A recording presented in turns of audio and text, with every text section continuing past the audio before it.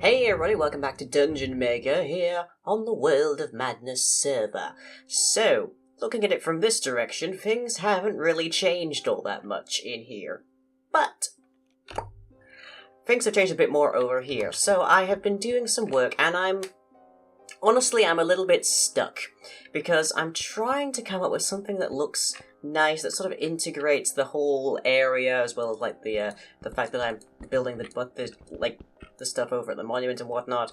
And I've got like the nether brick here, and I've got the sandstone, and I've got the prismarine stuff in place. I've got this nice acacia wood, which there's acacia for days very near here, so got it first time. Hooray. So yeah, just right over there is acacia, so it's really easy for me to get it. So I'm just trying to make it out of like local materials. But I think I like the contrast here, but I think this might actually be a bit too high contrast. I'm also not entirely sold on the dark prismarine. It sort of reminds me, it looks a bit too, I'm trying to think, it reminds me of an area in like an industrial factory of some kind, where they're dealing with like lots of chemicals. That's what this sort of reminds me of. I can't quite explain it. This looks like it's built for heavy drainage, basically, is what I think it seems like. Rather than actually being like cobbling. So I might change this up. Let me know in the comments if you have any ideas on how I can make this look a little bit more appealing, because I imagine I'll be spending quite a bit of time here. I do like this. This I really like. I like the look of this. It's a very neat little combination of the sandstone from like the desert and the prismarine sea lanterns that we can now basically manufacture, which is nice. I just have to deal with a whole ton of guardians currently. Eesh. I really need to get over there and like turn it into an actual proper farm, because now that the sisters are out of it, it's a lot easier to deal with. Oh, is there I keep finding skeletons and whatnot in my wiring, and I am at a complete loss as to where they're actually spawning.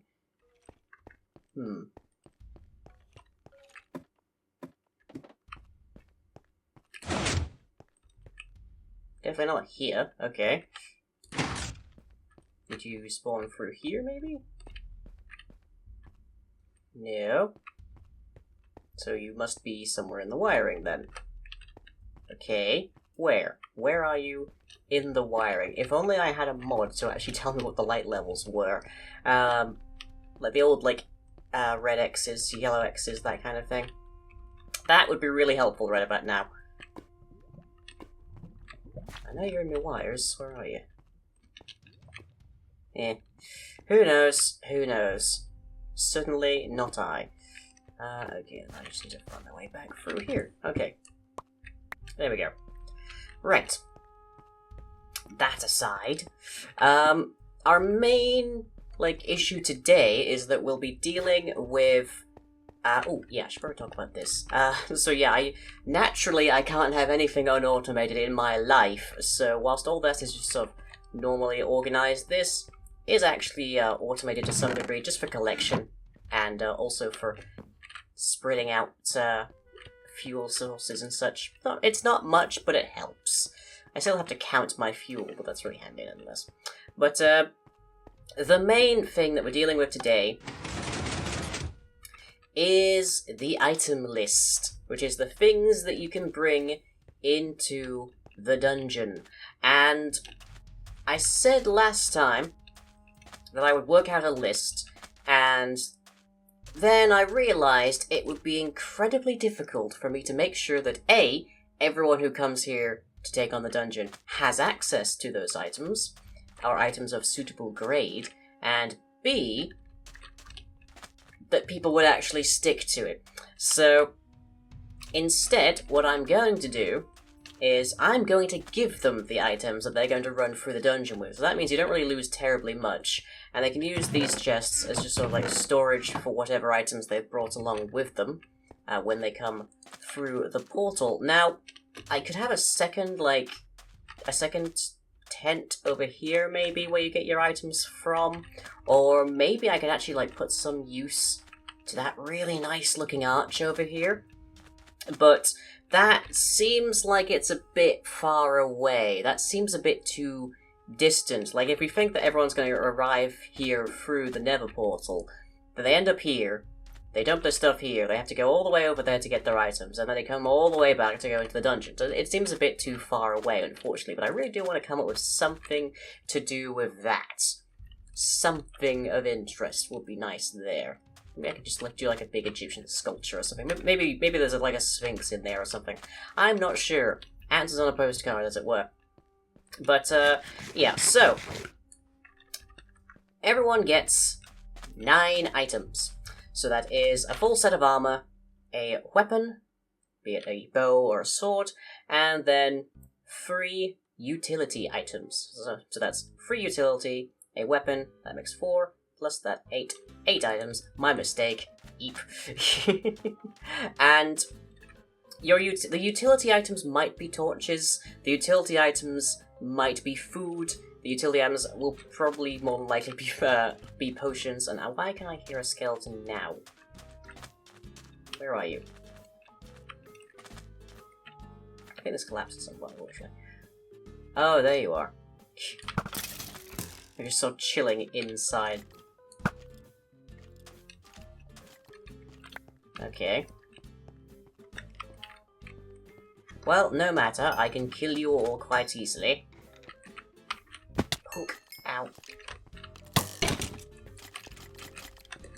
This sword is not nearly as dangerous as the bow. Hold still. There we go. Ow.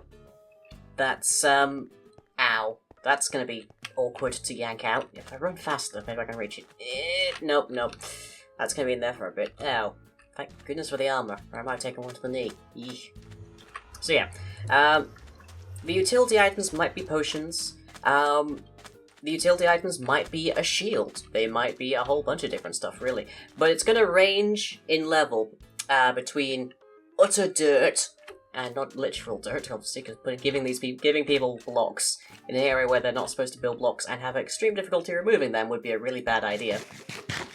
And an actual, like, mid-tier. So I'm going to say somewhere in the region of, like, 5 levels, maybe 10 at most. Like, back in the old scale. So, like, an item that has, like, 1 enchantment, which is at, 2nd tier, for example, might be the upper level of equipment that you'll get. But having all be randomly selected, adds a nice little moment of chaos, and also allows me to, meticulously curate what people have. But to do that, we're going to need a system, and I might take this opportunity to impose a tariff of sorts. So if you want to come into if you want to try and take on the Tomb of Tukar, you have to pay a certain kind of entrance fee, which is what gets you your items, and that is a fairly decent way to do it. So, with that in mind, let's hop over to my test world, and we'll see what circuit I've come up with to do it. Right, folks, so here we have 2 crates, or actually these are both droppers, and one of them has a button. So here we have insert gold ingot, down here we have random equipment.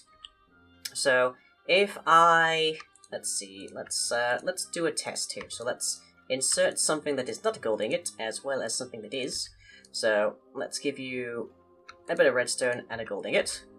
You can only shove them in one at a time. And whoop.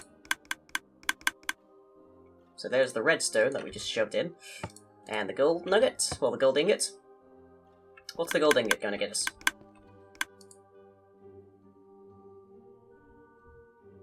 Okay. So that gets us 8 pieces of wool. Now, obviously, the items that you get out of this in implementation will not be wool, but I thought it would be good as a demonstration, at the very least, rather than spending ages shoving actual wool.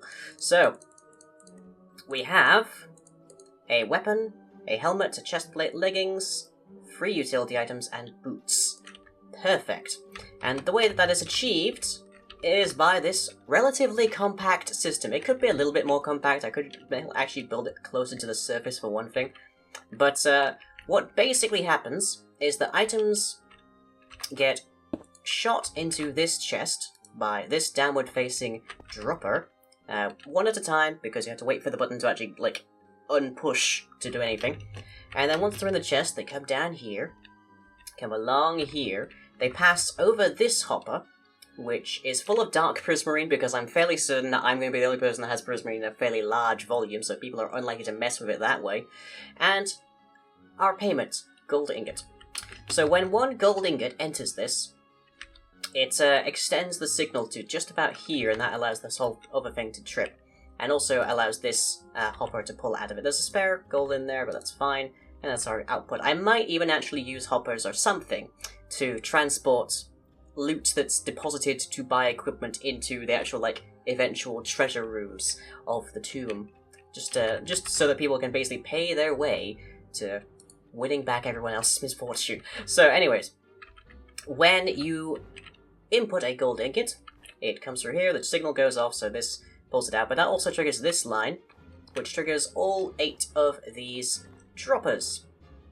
And what these do is dispense a singular item into this line where our rejected items also end up, and that goes into this vertical column of droppers. Now you might wonder, especially considering you can sort of see it in the background there, why am I not just using a glass item elevator? And believe me, I've tried to get it to work. Unfortunately, it seems like these are broken in 1.1. They were a bit balked in 1.9, and I think it was a Zoomavoid in like February or some such. Actually put out a correction video to try and fix it, but now if you actually just give these things an item, they just like get stuck in the door and then ejected out of it.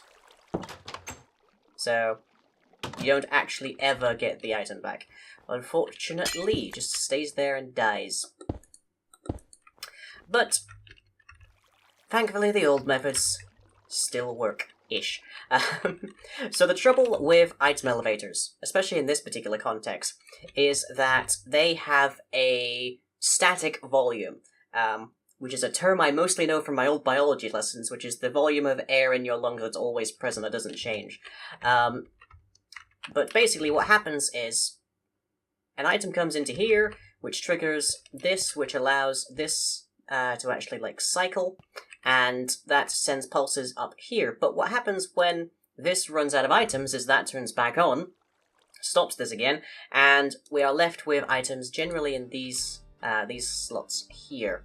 So you are left with items stuck, basically, inside of your item elevator, waiting for the next pulse, at which point they are ejected, which is inefficient and also potentially dangerous in this particular situation, because we don't know what will get stuck. It all depends on what rate they end up inside of the of the dropper here, and then if more than one item ends up in the dropper at any given time, which is likely, then it'll randomly select which one goes up, which means we'll randomly select what is in the static volume. So what we want is a system that always fully empties every dropper in the chain. And to do that is very simple. Noisy, but simple. So this is a fairly recognizable timer circuit. And basically, as long as there are no items inside of the bottom of that dropper, we have an item stuck here that determines the state of the timer. And as long as it's in there, this can't run. So the timer, like the actual like central timer of the lift, stops completely. And as long as there are items in the dropper, this clock cannot tick. It cannot like actually progress through its countdown. But as soon as there is an item in here, that turns off. So the item goes to here, because it wants to. And then this wants to try and shove items from this hopper into this hopper. But it can't, because there's power going to here, stopping the hoppers from working. And that will continue to happen until such time as this dropper is finally empty. And then it shoots back here, gets stuck, and everything freezes once again. So let's just have a little demonstration of that in work again. So there's our gold ingot going through. And there we go, that's everything running. So we can see once again the items ended up in here. Nothing wants to move here because it really can't. All the items have gone through, that camps down, it slips back, and everything is neatly presented in here again. So that is the system by which we will be dispensing our randomized equipment lists to the would-be adventurers of the Tomb of Tukar. So, I'm not 100% certain where I'll put this yet. Let me know in the comments if you think I should put it in that big sand, like, archway, or if I think I should build a second tent. Maybe I'll have like a stables next to it as well, so there's like the implication that this is where a group of adventurers has set up, and that's where they're keeping their inventories and such. That kind of thing. But there's options. Next episode, I'll hopefully have this set up. I don't know exactly just yet, because I'm quite busy at this exact moment, with a bunch of different projects going on, including development for Spring Realms on streams as such. But other than that, I hope you've all enjoyed, and I'll catch you all next time.